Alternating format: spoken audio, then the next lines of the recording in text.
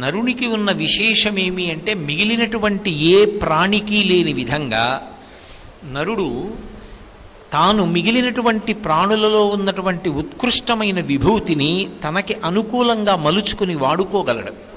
మిగిలిన ప్రాణులకు అది సాధ్యం కాదు. ఒక పక్షి ఉందనుకోండి, అది ఆకాశంలో ఎగరగలదు, కానీ భూమి మీద అంత వేగంగా వెళ్ళదు.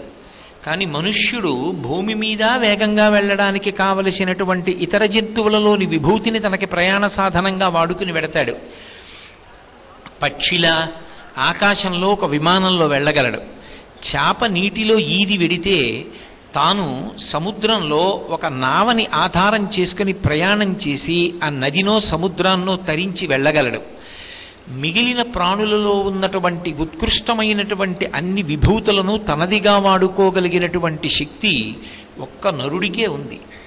2, నరుడికి స్వరపేటిక ఇచ్చాడు పరమేశ్వరుడు.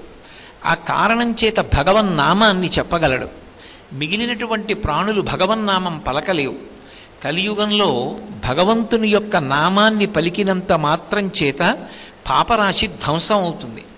కానీ మిగిలినటువంటి ప్రాణులు భగవన్నామాన్ని ఉచ్చరిద్దామన్నా అలా ఉచ్చరించడానికి యోగ్యమైనటువంటి శరీరం వాటికి లేదు. స్వరపేటిక లేని కారణం చేత అవి భగవన్నామాన్ని పలకలేవు.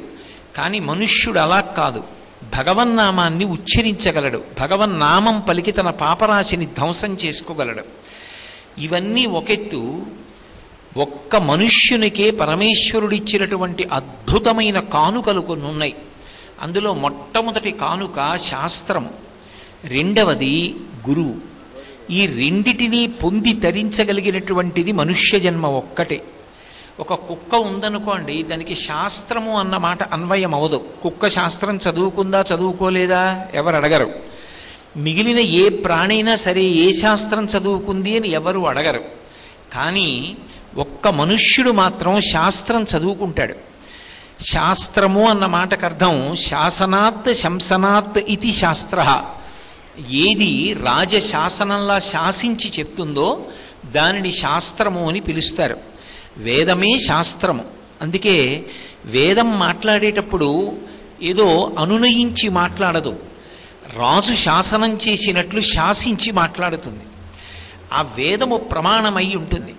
ఆ శాస్త్రమునందు మనుష్యుడు ఎలా ప్రవర్తించాలని చెప్పబడిందో ఆ విధానాన్ని పట్టుకుని అలా ప్రవర్తించిన వాడెవరుంటాడో వాడు గత జన్మలలో చేసుకున్నటువంటి పాపరాశిని ధ్వంసం చేసుకుంటాడు.